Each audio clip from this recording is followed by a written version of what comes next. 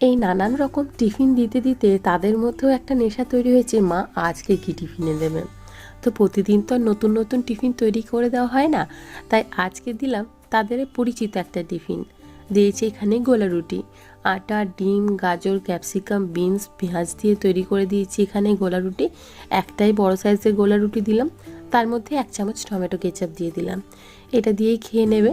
এখন এখানে দিয়ে দিচ্ছি একটা ওটসের বিস্কিট, আর দেবো ভেজানো ছোলা এবং ভেজানো আমন্ডের খোসা সে খেতে চায় না মোটে, তাই খোসাটা ছাড়িয়েই তাকে দিতে হবে।